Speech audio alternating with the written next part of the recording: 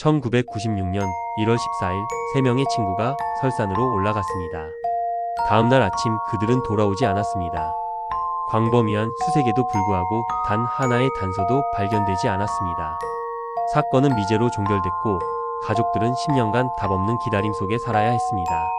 그런데 2006년 오래된 산장이 철거되던 날 무너진 벽난로 속에서 한 장의 사진이 나왔습니다. 10년 동안 제 속에 묻혀있던 그 사진은 모든 것을 바꿔놓았습니다. 사진 한 장이 밝혀낸 충격적인 진실, 지옥의 단서에서 전합니다. 오늘의 기록을 시작하기 전에 구독과 좋아요는 잊혀진 사건들을 다시 세상에 알릴 수 있는 힘이 됩니다. 1996년 1월 14일 오전 강원도 북부 대청산 일대에는 폭설 예보가 내려져 있었다. 그날 아침 9시 춘성면 사무소 관광 안내판 앞에서 3명의 등산객이 출발 도장을 받았다. 김민수, 박영호, 이정훈. 모두 20대 후반의 직장인이었고 대학 시절부터 함께 산행을 즐긴 베테랑 등산 동호인들이었다. 이들은 서울에서 새벽 5시에 출발해 춘성읍에 도착했고 면사무소 앞 작은 식당에서 아침 식사를 마친 뒤 등산 신고를 진행했다. 그들이 선택한 코스는 대청산 북릉 1박 2일 코스였다. 당시 춘성면 사무소에 비치된 종이 지도에는 형광펜으로 표시된 흔적이 남아 있었다. 14일 오후 산장 도착, 15일 오전 하산. 계획은 명확했다. 라디오에서는 폭설 예보가 반복해서 흘러나왔지만 이들은 준비된 장비를 점검하며 출발을 강행했다. 배낭 속에는 아이젠, 스패츠, 손난로, 그리고 비상식량이 빼곡히 들어 있었다. 김민수는 코펠과 버너를, 박영호는 텐트와 침낭을, 이정우는 랜턴과 예비 배터리를 각각 분담해 챙겼다. 오전 10시 30분, 세 사람은 등산로 입구를 통과했다. 입구에는 낡은 나무 안내판이 서 있었고 백운산장까지의 거리는 8.3km로 표시되어 있었다. 예상 소요 시간은 5시간에서 6시간. 이들은 여유있게 오후 4시쯤 산장에 도착할 계획이었다. 등산로 초입부터 눈이 쌓여 있었지만 아직 발목을 넘지 않는 수준이었다. 세 사람은 가벼운 농담을 주고받으며 천천히 고도를 높여갔다. 오후 2시경 이들은 7부 능선 대피소를 지났다. 대피소 방명록에는 박영호의 필체로 간단한 메모가 남아 있었다. 날씨 좋음, 예정대로 진행 중. 그러나 이 기록을 남긴 지 불과 1시간 뒤부터 날씨는 급변하기 시작했다. 구름이 빠르게 몰려왔고 바람이 거세졌으며 눈발이 날리기 시작했다. 하지만 이들은 멈추지 않았다. 8부 능선의 백운산장까지는 이제 1시간 남짓. 철수하기보다는 전진하는 것이 더 합리적인 선택이었다.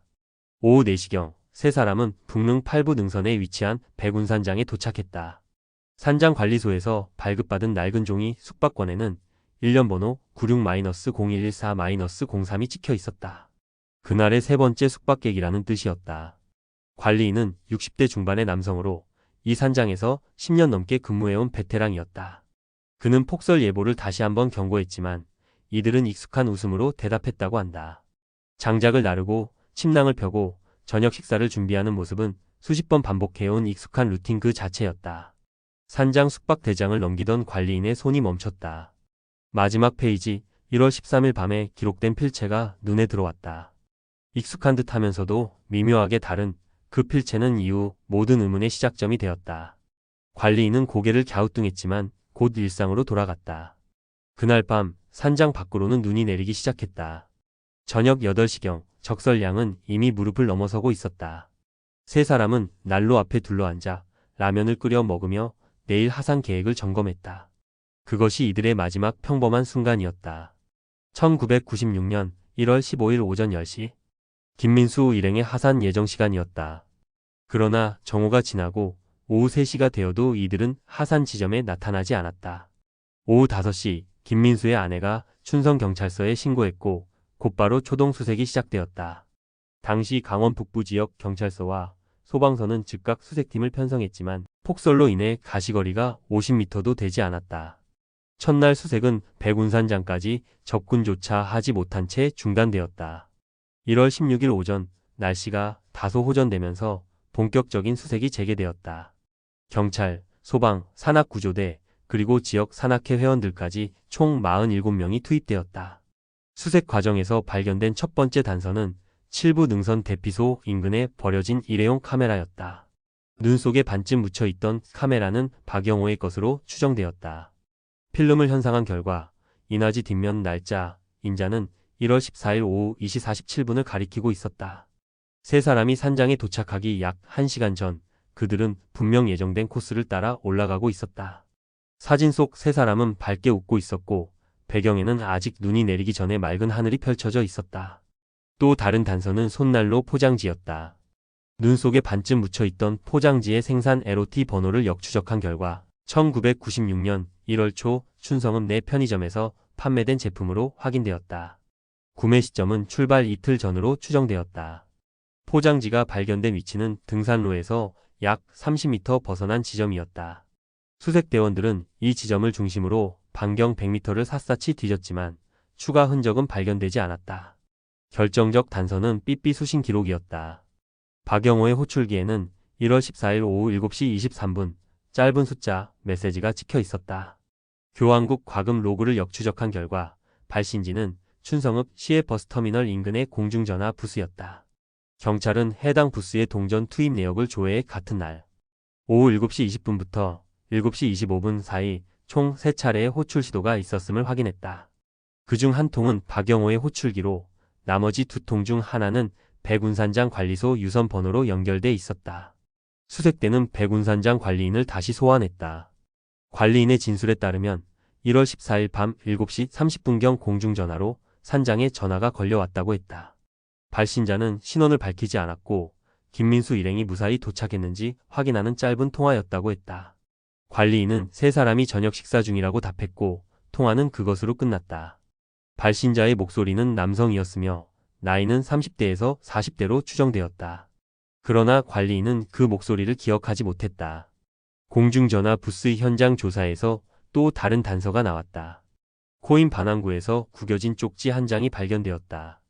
쪽지에는 볼펜으로 휘갈긴 글씨가 적혀 있었다. 백운산장이 아니라 북릉 구부 능선의 지명이 적혀 있었다.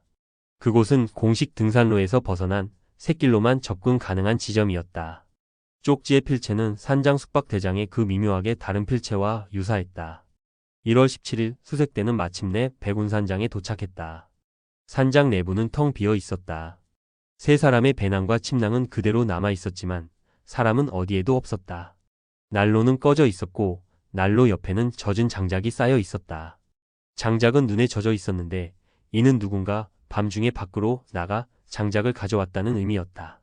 난로 안쪽의 재를 분석한 결과 마지막 불이 꺼진 시간은 1월 14일 밤 11시에서 15일 새벽 1시 사이로 추정되었다. 개수대 근처에는 말려둔 양말 한 켤레가 걸려 있었다. 양말은 김민수의 것으로 확인되었다. 그런데 이상한 점이 있었다. 양말 옆에 놓인 등산화를 확인한 결과 아이젠의 톱니들 하나가 결손되어 있었다.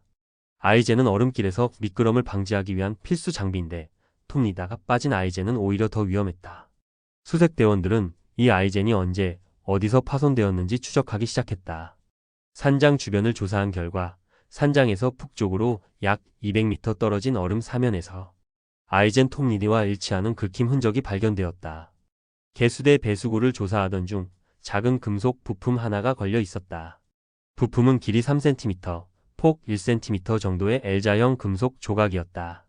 표면에는 기름때가 묻어 있었고 한쪽 끝에는 나사산이 파여 있었다. 이 부품의 정체를 파악하기 위해 경찰은 지역 정비소와 렌털샵에 문의했다. 며칠 뒤 춘성읍 소재 모터스포츠 렌털샵에서 연락이 왔다. 해당 부품은 일체형 스노우모빌 엔진 커버의 고정 클립이라는 것이었다. 문제는 백운산장이 위치한 대청산 일대에는 공식적으로 스노우모빌 운행이 허용되지 않는다는 점이었다. 국립공원 지역이기 때문에 동력 장비의 출입이 엄격히 제한되어 있었다. 그렇다면 이 부품은 어디서 온 것인가? 수색대는 산장 주변을 다시 수색했고 산장에서 서쪽으로 약 500m 떨어진 지점에서 눈에 덮인 스노우모빌 트랙 흔적을 발견했다. 트랙은 샛길 방향으로 이어져 있었고 폭설로 인해 대부분 지워졌지만 일부 구간에서는 뚜렷한 자국이 남아 있었다. 산장 내부를 다시 세밀하게 조사한 결과 침낭 아래에서 작은 메모지 한 장이 발견되었다. 메모지에는 이정훈의 필체로 짧은 문장이 적혀 있었다. 구부 능선 합류 지점 새벽 2시. 메모지는 구겨져 있었고 잉크 번짐으로 보아 급하게 작성된 것으로 보였다. 구부 능선 합류 지점은 공식 등산로와 샛길이 만나는 지점이었다. 그곳은 산장에서 북쪽으로 약 1.5km 떨어진 곳이었다. 세 사람은 왜 한밤중에 그곳으로 향했던 것일까? 수색 작업은 1월 20일까지 계속되었지만 세 사람의 행방은 오리무중이었다. 수색대는 공식 등산로와 비공식 새길을 모두 뒤졌지만 뚜렷한 단서를 찾지 못했다. 1월 22일 수색본부는 대청산 일대 지형도를 재분석하기 시작했다. 구급대가 사용한 수색 지도에는 형광펜으로 표시된 흔적이 여러 개 남아 있었다.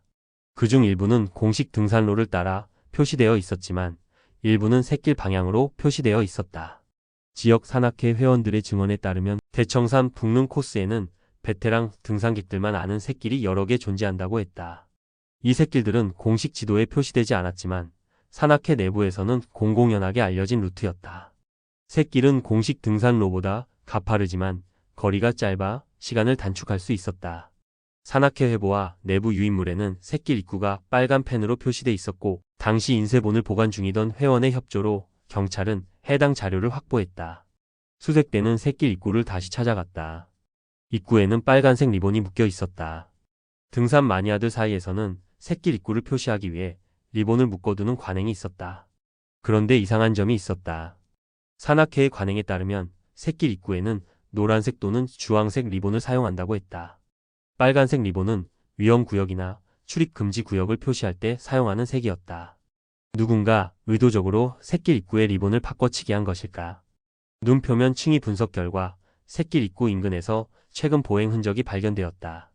적설층을 단면으로 잘라 분석한 결과 1월 14일에서 15일 사이에 최소 2명 이상이 이 지점을 통과한 것으로 추정되었다.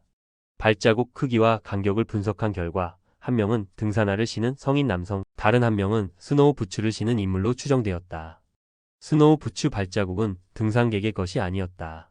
산악 구조 전문가들은 이 발자국이 산장 관리 인력이나 순찰 인력의 것일 가능성을 제기했다. 1월 25일 수색본부는 공식적으로 수색 작업을 중단한다고 발표했다. 폭설로 인해 더 이상의 수색이 불가능하다는 판단이었다. 사건은 실종 사건으로 종결되었고 세 사람의 가족들은 절망에 빠졌다. 그러나 일부 수색대원들은 의문을 품었다. 세 사람이 왜 한밤중에 산장을 떠났는지, 왜 샛길 방향으로 향했는지, 그리고 스노우모빌은 누구의 것이었는지. 답은 어디에도 없었다. 수색 작업이 중단된 뒤에도 경찰은 사건 조사를 계속했다. 그러나 초기 수색의 혼란 속에서 여러 증거가 제대로 기록되지 못했다. 가장 큰 문제는 통신 음영 지역에서의 무전 기록 누락이었다. 백운산장 일대는 무전 신호가 불안정한 지역이었고 수색대원들 간의 통신 내용 중 상당 부분이 기록되지 않았다. 일부 대원들은 중요한 발견 사항을 무전으로 보고했지만 본부에서 수신하지 못한 경우가 여러 차례 있었다고 증언했다. 또 다른 문제는 눈사태 위험구역 지정 지연이었다. 대청산 일대는 적설량이 많을 경우 눈사태 위험이 높은 지역이었다.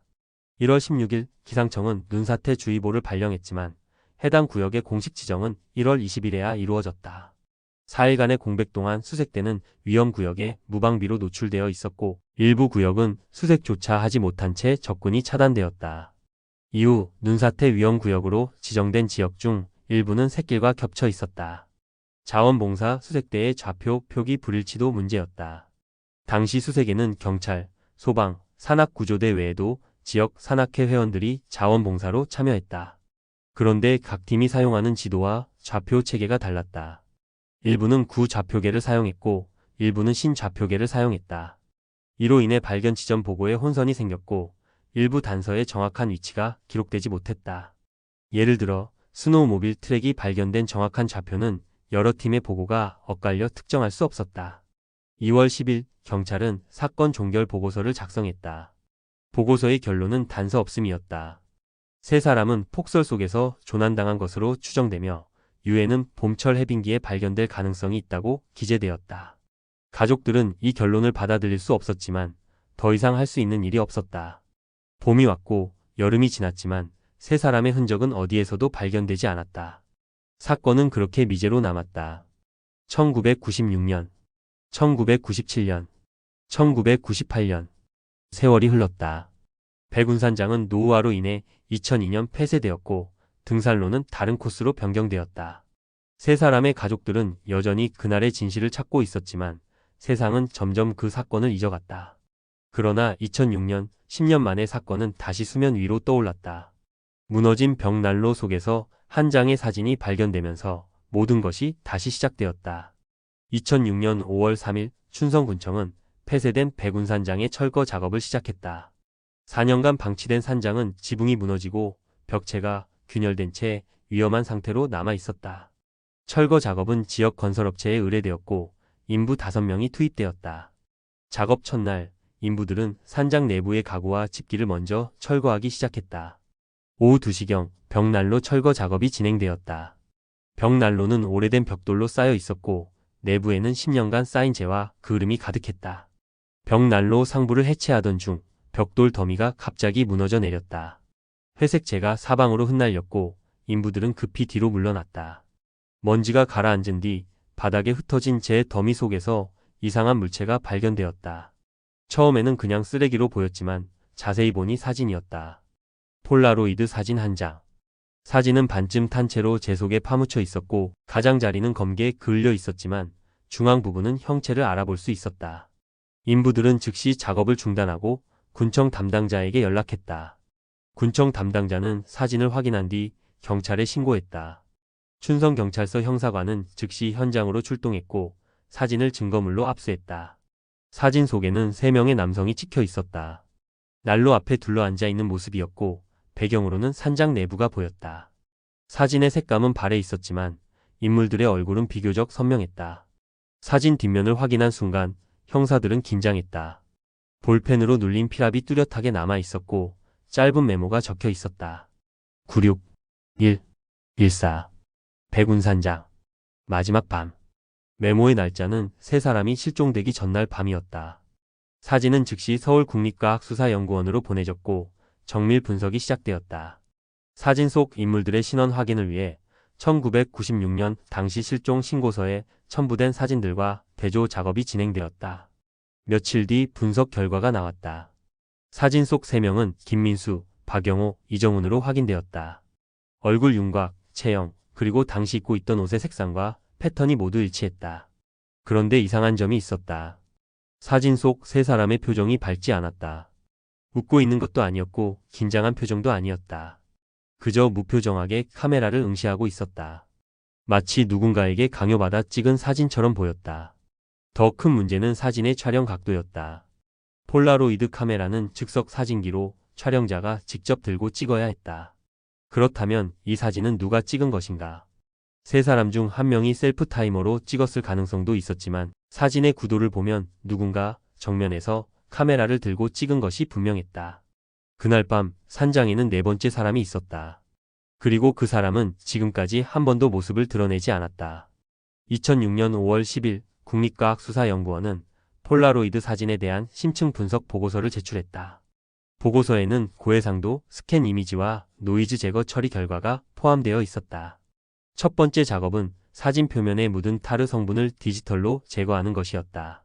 벽난로 속에서 오랜 시간 노출되면서 사진 표면에는 검은 타르층이 형성되어 있었다.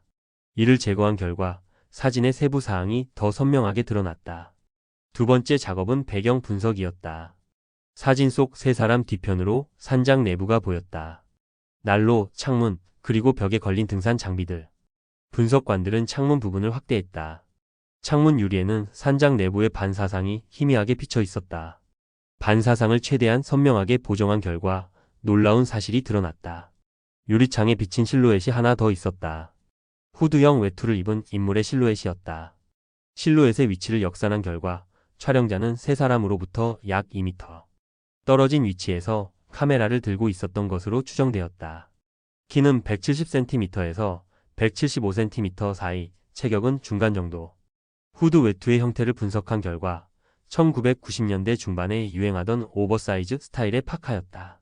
문제는 이 외투의 제조사를 특정하는 것이었다. 국과수 분석관들은 외투의 후드 부분을 집중적으로 확대했다. 후드 가장자리에 작은 라벨 같은 것이 보였다.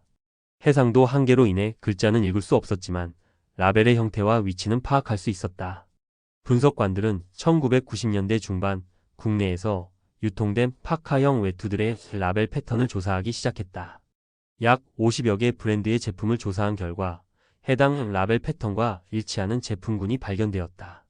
제조사는 당시 국내 중소 의류업체였던 노스피크라는 회사였다.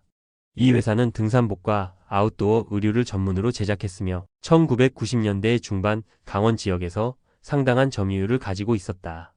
경찰은 노스피크 본사에 연락해 1996년 당시 유통 기록을 요청했다. 회사는 이미 2003년에 폐업했지만 창고에 남아있던 일부 서류를 확보할 수 있었다. 서류를 분석한 결과 해당 모델의 파카는 1995년 가을부터 1996년 초까지 강원도 일대 등산용품점과 렌털샵에 납품되었다. 총 생산량은 약 500벌. 그중 300벌은 소매점에 200벌은 렌털샵에 공급되었다. 춘성읍 일대에는 3곳의 렌털샵이 있었고 그중 한 곳인 알파인 렌털샵에서 노스피크 파카 20벌을 구매한 기록이 있었다. 경찰은 즉시 알파인 렌털샵을 찾아갔다. 렌털샵은 여전히 영업 중이었다. 사장은 60대 중반의 남성으로 1980년대부터 이 가게를 운영해왔다고 했다. 1996년 당시 대여 기록을 요청하자 사장은 지하 창고에 보관된 낡은 장부를 꺼내왔다. 장부를 넘기던 경찰의 손이 멈췄다. 1996년 1월 14일 노스피크 파카 한 벌이 대여된 기록이 있었다. 대여자 이름은 이재훈. 그러나 신분증 번호란은 비어 있었고 연락처도 기재되지 않았다. 반납 일자는 1월 16일로 기록되어 있었다. 파카는 제 시간에 반납되었고 특이사항은 없었다고 했다. 2006년 5월 15일 경찰은 백운산장 철거 현장으로 돌아갔다. 벽난로 속 재를 전량 수거해 정밀 분석을 진행하기로 했다. 재 속에는 사진 외에도 다른 증거가 남아있을 가능성이 있었다. 철거 인부들의 협조를 받아 벽난로 내부의 재를 모두 비닐봉지에 담았다. 총 무게는 약 15kg. 재는 국과수로 보내졌고 체질과 선별 작업이 시작되었다. 첫 번째 발견물은 금속 스풀이었다. 지름 약 3cm, 두께 1cm의 작은 원형 금속 조각이었다. 표면에는 녹이 슬어 있었지만 중앙의 구멍과 측면의 홈은 여전히 뚜렷했다. 이것은 낚싯줄을 감는 스풀이었다. 문제는 왜 산장 벽난로 속에 낚싯줄 스풀이 있었느냐는 것이었다. 대청산 일대에는 계곡이 있었지만 한겨울에 낚시를 할 수 있는 환경은 아니었다. 스풀과 함께 발견된 것은 잘린 낚싯줄 조각이었다. 길이는 약 20cm, 두께는 0.5mm 정도의 투명한 나일론 줄이었다. 줄의 한쪽 끝은 깔끔하게 잘려 있었지만 다른 쪽 끝은 끊어진 듯 불규칙했다. 낚싯줄의 인장 강도를 측정한 결과 약 30kg까지 견딜 수 있는 제품이었다. 이런 강도의 줄은 낚시용뿐만 아니라 다양한 용도로 사용될 수 있었다. 특히 등산에서는 응급 상황에서 장비를 견인하거나 고정하는 용도로 사용되기도 했다. 두 번째 발견물은 탄화한 종이 조각이었다. 재 속에서 약 30여 개의 작은 종이 조각이 발견되었고 이들을 조심스럽게 펼쳐 분석했다. 대부분은 심하게 탄화되어 내용을 알 수 없었지만 일부 조각에서는 글자와 숫자가 희미하게 남아 있었다. 그중 가장 크게 남은 조각은 가로 4cm, 세로 3cm 크기였다. 종이의 질감과 두께를 분석한 결과 이것은 일반 노트가 아니라 영수증 용지로 추정되었다. 종이 조각의 한쪽 모서리에는 스테이플러 심이 박혀 있었다. 이는 여러 장의 종이가 철해져 있었다는 의미였다. 영수증이 여러 장 묶여 있었고 누군가 이것을 벽난로에 태운 것이었다. 국과수는 적외선 분광 분석을 통해 종이 표면에 남아있는 잉크 성분을 추출했다. 분석 결과 1990년대 중반에 사용되던 가멸직 영수증 용지로 확인되었다. 당시 신용카드 매출점표나 현금 영수증에 주로 사용되던 용지였다. 종이 조각을 고해상도로 스캔한 뒤 디지털 복원 작업이 진행되었다. 탄화로 인해 대부분의 글자는 지워졌지만 일부 숫자와 기호는 복원할 수 있었다. 복원된 내용은 다음과 같았다. 960113 알파인 렌털 파카 15,000원. 날짜는 실종 전날이었고 장소는 춘성읍의 알파인 렌털샵이었다. 이 영수증은 이재훈이라는 인물이 파카를 대여하면서 받은 것으로 추정되었다. 세 번째 발견물은 벽난로 내부 벽면의 그을림 패턴이었다. 벽난로 내벽을 자세히 관찰한 결과 그을림 층위의 차이가 있었다. 일부 구역은 얇은 층위의 그을림만 있었지만 특정 구역은 두꺼운 층위의 그을림이 쌓여 있었다. 이는 특정 시점에 평소보다 훨씬 많은 양의 물질이 연소되었다는 의미였다. 그을림 층위를 분석한 결과 1996년 1월 중순경에 대량 연소가 있었던 것으로 추정되었다. 그날 밤 누군가 무언가를 태우기 위해 벽난로를 사용했다. 2006년 5월 20일 경찰은 1996년 당시 백운산장의 숙박대장을 다시 검토하기 시작했다. 숙박대장은 춘성경찰서 기록 창고에 보관되어 있었다. 10년 전 수사 자료 상자 속에서 낡은 대장을 꺼내 펼쳤다. 1996년 1월 페이지를 넘기자 1월 13일과 14일의 기록이 나타났다. 1월 14일에는 김민수, 박영호, 이정훈 세 사람의 이름이 선명하게 기재되어 있었다. 문제는 1월 13일의 기록이었다. 해당 날짜에는 한 명의 숙박객만 기재되어 있었다. 이름은 최민호. 연락처와 주소는 간략하게 적혀 있었지만 글씨체가 어딘가 부자연스러웠다. 경찰은 이 기록을 정밀 분석하기로 했다. 숙박대장 페이지를 조심스럽게 떼어내 국과수로 보냈고 잉크 분석과 필체 감정이 시작되었다. 첫 번째 분석은 잉크의 산성도 측정이었다. 같은 페이지에 기재된 여러 기록들의 잉크를 각각 채취해 pH 수치를 측정했다. 결과는 놀라웠다. 1월 13일 최민호 기록의 잉크 산성도는 다른 기록들과 달랐다. 1월 10일과 1월 14일 기록의 잉크는 pH 5.2에서 5.44였지만 1월 13일 기록의 잉크는 pH 4.8이었다. 이는 다른 시점에 다른 볼펜으로 기재되었을 가능성을 시사했다. 두 번째 분석은 필체 감정이었다. 국과수 문서 감정관은 1월 13일 기록과 다른 날짜 기록들의 필체를 비교했다. 일반적으로 같은 사람이 같은 대장에 기재할 경우 필체의 획순과 속도가 일정한 패턴을 보인다. 그런데 1월 13일 기록의 필체는 미묘한 차이가 있었다. 글자의 크기는 비슷했지만 획을 긋는 속도가 달랐다. 특히 이름을 쓸 때 평소보다 천천히 신중하게 쓴 흔적이 보였다. 세 번째 분석은 필압 측정이었다. 종이 뒷면을 현미경으로 관찰한 결과 1월 13일 기록 부분의 종이 섬유가 다른 부분보다 더 깊게 눌려 있었다. 이는 기재할 때 더 강한 힘으로 눌렀다는 의미였다. 보통 사람들은 자기 이름을 쓸 때 자연스럽고 일정한 힘으로 쓰지만 다른 사람의 이름을 쓸 때는 긴장으로 인해 필압이 불균형해진다. 1월 13일 기록은 바로 그런 특징을 보였다. 경찰은 1996년 당시 백운산장 관리 인력 명단을 다시 조회했다. 당시 산장에는 정규 관리인 1명과 보조 인력 2명이 근무하고 있었다. 정규 관리인은 김성수라는 인물로 당시 62세였다. 보조 인력은 계절에 따라 교체되었는데 1996년 1월에는 이재훈과 박준서 2명이 근무했다고 기록되어 있었다. 이재훈. 렌털샵에서 파카를 대여한 바로 그 이름이었다. 경찰은 이재훈의 신원을 추적하기 시작했다. 1996년 당시 백운산장 보조 인력 채용은 춘성군청 산림과에서 담당했다. 군청 기록 창고에서 당시 임시 채용 명부를 찾아냈다. 명부에는 이재훈의 기본 정보가 기재되어 있었다. 1970년생, 당시 26세, 춘성읍 거주. 특이한 점은 근무 기간이었다. 이재훈은 1995년 12월 1일부터 1996년 1월 31일까지 2달간만 근무한 것으로 기재되어 있었다. 더 놀라운 사실은 이재훈이 알파인 렌털샵에서도 아르바이트를 했다는 점이었다. 렌털샵 사장의 진술에 따르면 이재훈은 1995년 겨울 시즌 동안 야간 알바로 일했다고 했다. 주로 저녁 6시부터 밤 10시까지 근무하면서 장비 대여와 반납 업무를 처리했다. 산장 보조 인력과 렌털샵 야간 알바를 동시에 한 것이었다. 이재훈은 두 곳을 오가며 이중 근무를 했고 그 과정에서 등산객들의 동선과 장비 대여 내역을 모두 파악할 수 있었다. 2006년 5월 25일 지역신문에 백운산장 사건 재조사 소식이 보도되었다. 기사에는 10년 전 실종 사건의 개요와 최근 발견된 폴라로이드 사진에 대한 내용이 실렸다. 기사가 나간 다음날 춘성경찰서에 한 통의 전화가 걸려왔다. 전화를 건 사람은 트럭 운전기사 조성민이었다.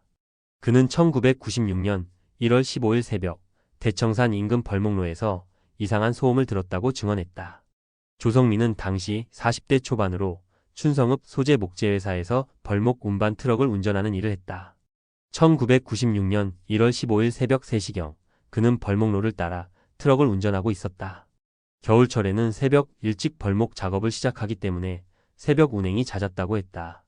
벌목로는 대청산 북릉 샛길과 약 500m 거리에 있었고 산장에서 서쪽으로 1km 떨어진 지점이었다.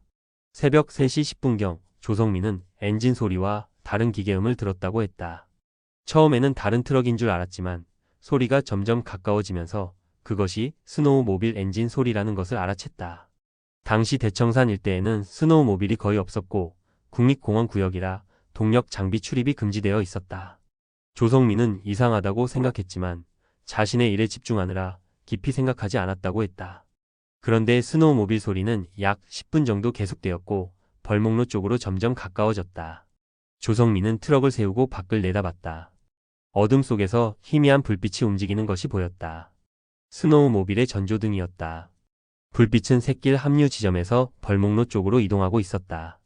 조성민은 누가 한밤중에 스노우모빌을 타고 산길을 다니는지 궁금했지만 폭설로 인해 가시거리가 좋지 않아 자세한 모습은 볼 수 없었다. 경찰은 조성민의 진술을 바탕으로 현장을 재확인했다. 샛길 합류 지점에서 벌목로까지의 거리는 약 800m였고 경사진 지형이었다. 스노우모빌로 이동하기에는 적합한 루트였다. 경찰은 당시 수색 과정에서 촬영된 사진들을 다시 검토했다. 2006년 5월 해빙기가 끝난 뒤 다시 현장으로 향했다. 10년 전 눈에 덮여있던 지면이 이제는 드러나 있었다. 샛길 합류 지점을 재조사한 결과 놀라운 발견이 있었다. 바위 틈 사이에서 플라스틱 조각이 발견되었다. 조각은 검은색으로 크기는 가로 5cm, 세로 3cm 정도였다. 표면에는 스크래치 자국이 여러 개 있었고 한쪽 모서리는 깨진 채로 남아 있었다. 이것은 스노우모빌 카울링 파편으로 확인되었다. 충돌이나 급격한 충격으로 인해 떨어져 나온 것으로 보였다. 더 중요한 발견은 중턱 구급함이었다. 샛길 7부 능선 지점에는 응급 상황을 대비한 구급함이 설치되어 있었다. 구급함을 열어본 결과 내부에서 방수포 섬유편이 발견되었다. 섬유편은 파란색과 회색이 섞인 패턴이었고 크기는 약 10cm 제곱 정도였다. 섬유의 재질을 분석한 결과 1990년대 중반에 생산된 PVC 코팅 폴리에스터 방수포로 확인되었다. 경찰은 알파인 렌털샵에 방수포 대여 기록을 요청했다. 렌털샵에서는 캠핑용 방수포를 대여하고 있었고 1996년 1월 당시 재고는 15장이었다. 대여 장부를 확인한 결과 1월 13일에 방수포 한 장이 대여되었고 1월 16일에 반납된 기록이 있었다. 대여자는 이재훈이었다. 렌털샵 사장의 진술에 따르면 반납된 방수포는 깨끗한 상태였고 특별한 손상은 없었다고 했다. 그러나 국과수의 섬유 분석 결과는 달랐다. 구급함에서 발견된 섬유편과 렌털샵에 보관된 방수포의 섬유를 비교한 결과 염료 성분과 직조 패턴이 완벽하게 일치했다. 이는 구급함의 섬유편이 렌털샵 방수포에서 떨어져 나온 것임을 의미했다. 방수포는 반납 전에 어떤 용도로 사용되었고 그 과정에서 일부가 찢어져 구급함 근처에 남겨진 것이었다. 조성민의 진술과 물증을 종합한 결과 경찰은 1996년 1월 15일 새벽에 시나리오를 재구성할 수 있었다. 누군가 스노우모빌을 타고 샛길을 따라 이동했다. 그 과정에서 방수포로 무언가를 덮거나 운반했고 중턱 구급함 근처에서 섬유 일부가 떨어졌다. 스노우모빌은 샛길 합류 지점에서 벌목로 쪽으로 빠져나갔고 오전 3시경 트럭 운전기사가 그 소리를 들었다. 장비는 이틀 뒤 렌털샵으로 반납되었고 사람만 돌아오지 않았다. 2006년 6월 1일 춘성경찰서는 사건 관계자들을 전면 재조사하기로 결정했다. 첫 번째 인물은 이재훈이었다. 1996년 당시 백운산장 보조 인력이자 알파인 렌털샵 야간 알바였던 그는 현재 행방을 알 수 없었다. 주민등록 조회 결과 이재훈은 1997년 3월 춘성읍에서 전출한 뒤 서울로 이주했고 2001년 이후로는 주소 이전 기록이 없었다. 경찰은 전국의 수배 조회를 의뢰했다. 렌털샵의 대여 반납 일지를 재분석한 결과 이재훈의 근무 패턴에서 특이점이 발견되었다. 1996년 1월 13일부터 16일까지 그는 야간 근무를 하지 않은 것으로 기록되어 있었다. 렌털샵 사장의 진술에 따르면 이재훈은 개인 사정으로 사흘간 휴가를 냈다고 했다. 그런데 바로 그 기간이 세 사람의 실종 시기와 정확히 일치했다. 휴가 사유는 기재되지 않았고 이재훈은 휴가 후 정상적으로 복귀해 1월 말까지 근무했다고 했다. 반납 처리 일지에서 또 다른 단서가 나왔다. 1월 16일 이재훈이 반납 처리한 장비 목록에는 파카 한 벌, 방수포 한 장, 그리고 스노우모빌 한 대가 포함되어 있었다. 스노우모빌 반납 시각은 오전 7시 30분이었다. 새벽 3시에 벌목로에서 목격된 스노우모빌이 불과 4시간 30분 만에 렌털샵으로 돌아온 것이었다. 반납 당시 특이사항란에는 이상 없음이라고 기재되어 있었지만 실제로는 카울링 파편이 떨어져 나간 상태였다. 두 번째 인물은 지역 산악회 선배 출신의 정우진이었다. 1996년 당시 춘성산 악회 부회장을 맡고 있던 그는 대청산 일대의 새끼를 누구보다 잘 알고 있었다. 경찰 조사 결과 정우진은 1995년 가을부터 1996년 초까지 북릉 샛길 개척 작업을 주도했던 것으로 확인되었다.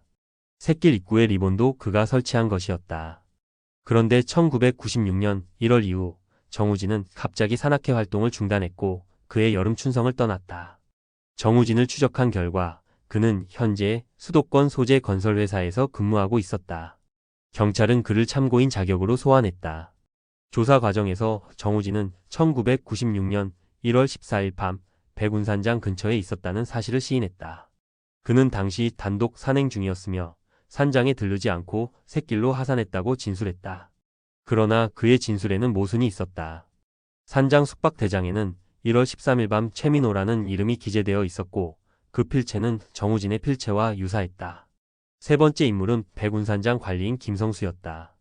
1996년 당시 62세였던 그는 현재 72세로 춘성읍 요양원에 거주하고 있었다. 경찰이 그를 찾아갔을 때 김성수는 기억력이 많이 쇠퇴한 상태였다. 그러나 1996년 1월 14일 밤에 대해서는 비교적 또렷하게 기억하고 있었다. 그날 밤 3명의 젊은이들이 산장에 머물렀고 저녁 식사 후 난로 앞에 둘러앉아 있었다고 했다. 그런데 밤 10시경 산장 밖에서 누군가 문을 두드렸다고 했다. 김성수의 진술에 따르면 문을 연 것은 3사람 중 1명이었고 밖에 서 있던 인물은 후드를 깊이 눌러쓴 남성이었다. 그 남성은 산장 내부로 들어왔고 3사람과 한참 동안 이야기를 나눴다고 했다. 김성수는 피곤해서 먼저 잠들었고 다음날 아침 일어났을 때 3사람은 이미 산장을 떠난 뒤였다. 그는 당시 그 상황이 이상하다고 생각했지만 등산객들끼리 만나는 일이 드물지 않았기 때문에 대수롭지 않게 여겼다고 했다. 산장 운영 관련 카드 사용 내역도 조사 대상이 되었다. 백운산장은 춘성군청 산림과 소속이었고 운영비는 군청 예산으로 집행되었다. 1996년 1월 카드 사용 내역을 조회한 결과 1월 13일 오후 6시경 춘성읍 주유소에서 스노우모빌 연료 구매 내역이 발견되었다. 결제 카드는 산림과 법인카드였고 승인자는 김성수로 기재되어 있었다. 그러나 김성수는 그날 산장을 떠나지 않았다고 진술했다. 누군가 그의 카드를 무단으로 사용한 것이었다. 경찰은 3사람의 동선을 재구성하기 시작했다. 이재우는 렌털샵에서 장비를 챙겨 1월 13일 밤 산장으로 향했다. 정우진은 같은 시각 샛길을 통해 산장 근처에 도착했다. 김성수의 법인카드로 스노우모빌 연료를 구매한 인물도 있었다. 그리고 1월 14일 밤 10시 네 번째 인물이 산장 문을 두드렸다. 4사람의 관계와 동기는 무엇이었을까? 폴라로이드 사진 한 장이 4사람을 한 프레임에 세우고 있었다. 2006년 6월 10일 경찰은 이재훈을 검거했다. 그는 경기도 부천시 소재 소형 건설 자재 업체에서 일하고 있었다. 체포 당시 이재훈은 별다른 저항 없이 경찰을 따라왔다. 춘성경찰서 조사실에서 진행된 1차 조사에서 이재훈은 1996년 1월의 일을 대부분 기억하고 있었다. 그는 3사람의 실종에 자신이 관여했다는 사실을 부인하지 않았다. 다만 그것이 사고였다고 주장했다.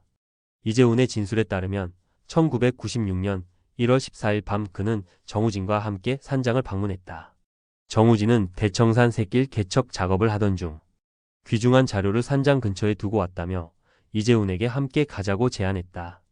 이재훈은 스노우모빌을 운전할 수 있었기 때문에 렌털샵에서 장비를 빌려 함께 산장으로 향했다. 산장에 도착한 것은 밤 10시경이었고 그곳에는 이미 3명의 등산객이 머물고 있었다. 정우진과 3사람 사이에 대화가 오갔다. 정우진은 샛길에 대한 정보를 제공하겠다며 3사람을 설득했고 새벽에 샛길로 하산하면 시간을 크게 단축할 수 있다고 말했다.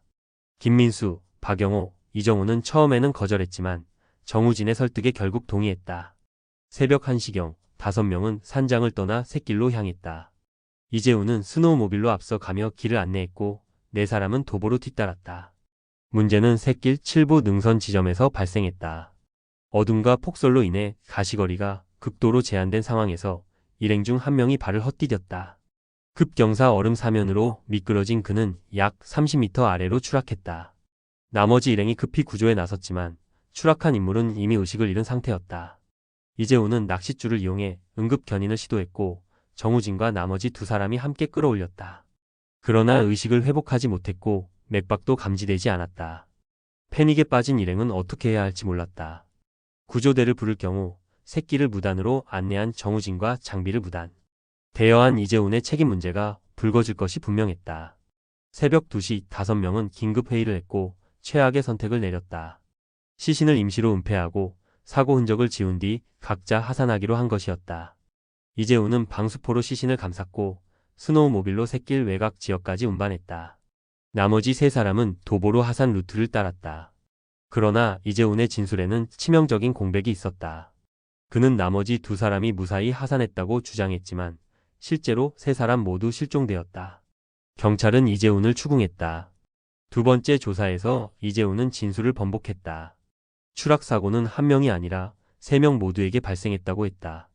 급경사 사면에서 연쇄 추락이 일어났고 세 사람 모두 중상을 입었다. 정우진과 이재훈은 세 사람을 구조하려 했지만 폭설과 어둠 속에서 제대로 된 응급처치를 할 수 없었다. 결국 세 사람 모두 저체온증과 외상으로 사망했다. 정우진도 참고인에서 피의자로 신분이 전환되었다. 그의 진술은 이재훈과 대부분 일치했지만 일부 세부 사항에서 차이가 있었다. 정우진은 샛길 안내가 자신의 판단 착오였으며 당시 기상 상황을 과소평가했다고 시인했다.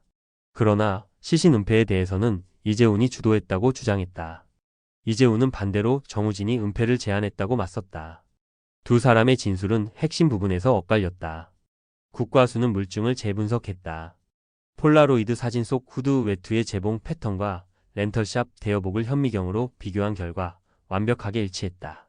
산장에서 발견된 아이젠톱니다 결손 패턴과 샛길, 얼음면 긁힘 흔적을 광학식 표면 스캔 이미지로 디지털 비교한 결과 이 역시 일치했다. 벽난로재에서 검출된 방수포 화학 성분과 렌털샵, 방수포의 성분을 질량 분석기로 비교한 결과 동일한 제품으로 확인되었다. 물증은 사고 후 은폐 정황을 명확히 가리키고 있었다. 2006년 9월 15일 춘성지방법원에서 첫 공판이 열렸다.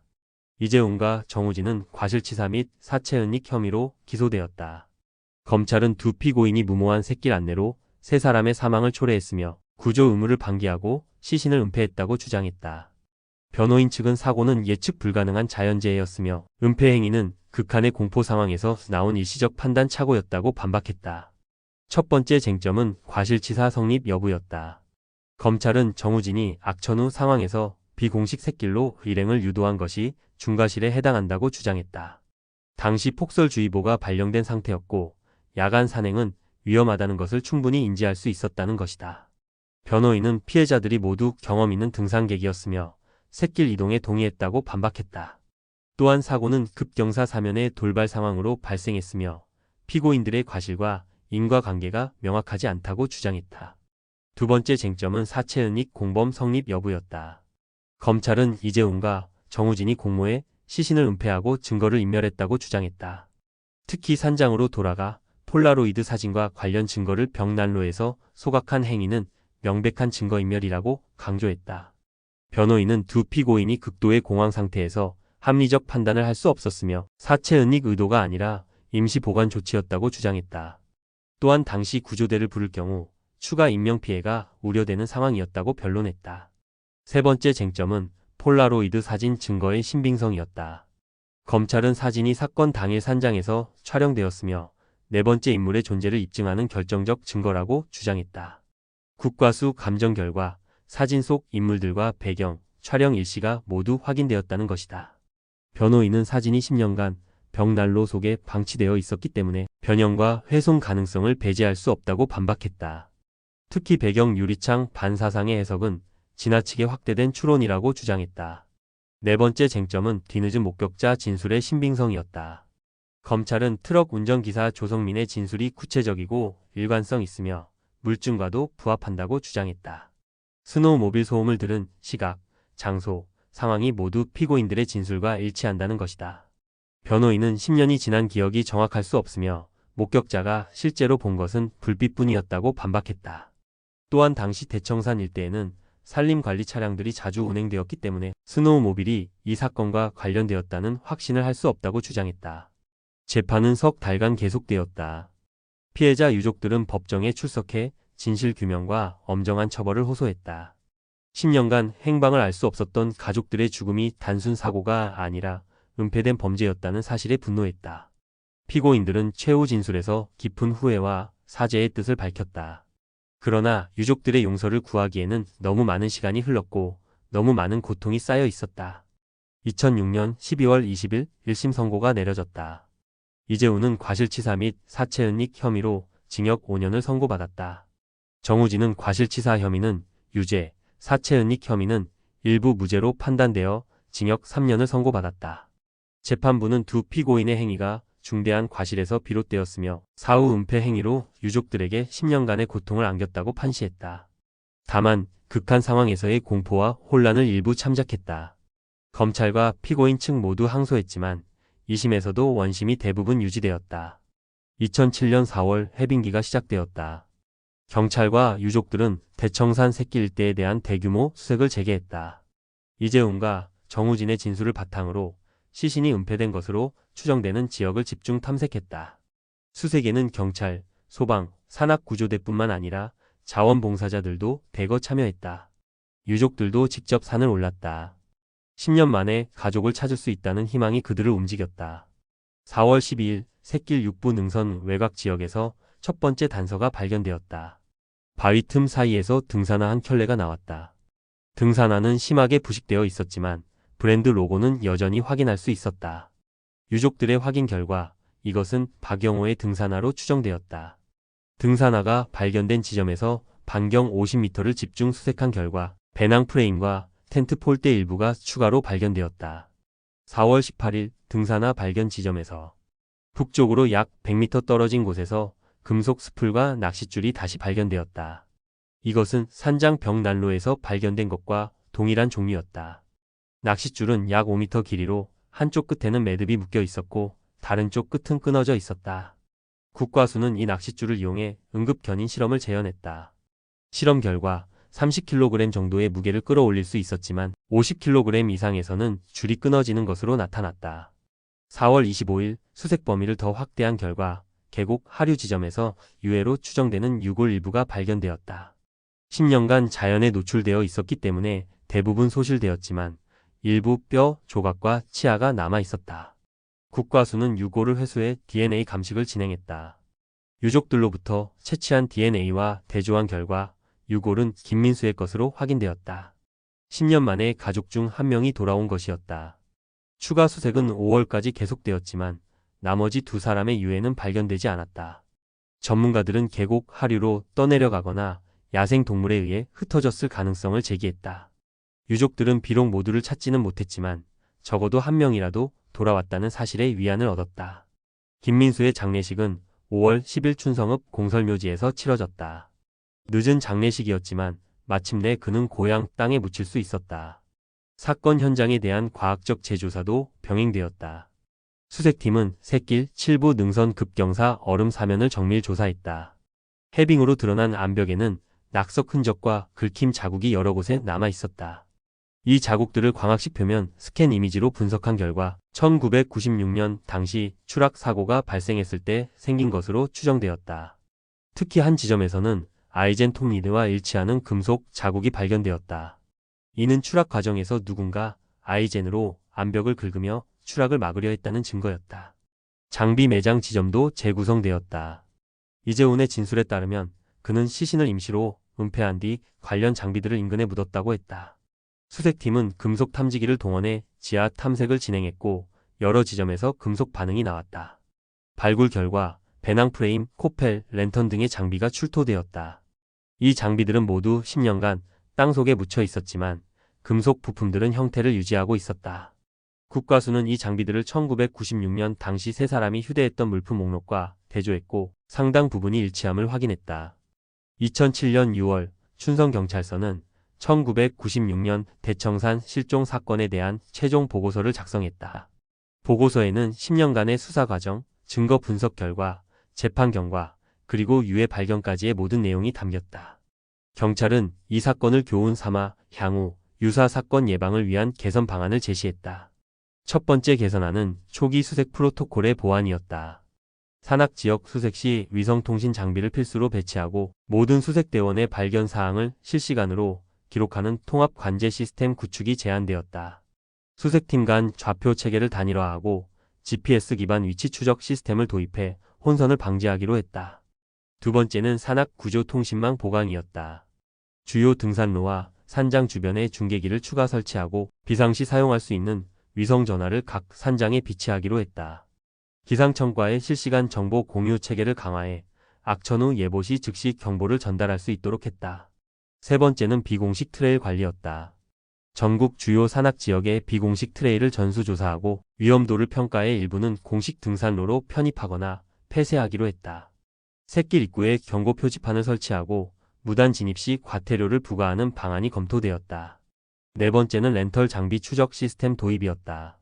고위험 장비 대여 시 신분 확인을 철저히 하고 대여 기록을 전산화하기로 했다. 장비 반납 시 이상 여부를 점검하고 손상이 발견될 경우 경찰에 신고하도록 의무화했다. 2007년 9월 사건 기록은 공개 아카이브로 전환되었다. 사건 보고서, 증거 사진, 재판 기록 등이 일부 개인정보를 제외하고 국가기록원 홈페이지에 공개되었다. 전국 산악구조대와 소방서에서는 이 사건을 사례로 한 안전교육 프로그램을 개발했다. 2008년 봄, 춘성군은 대청산 백운산장 터에 작은 추모비를 세웠다. 추모비에는 김민수, 박영호, 이정훈 세 사람의 이름이 새겨졌고 산을 사랑했던 그들을 기억하자는 문구가 적혔다. 매년 1월 14일이 되면 유족들과 지역 주민들이 이곳을 찾아 헌화하고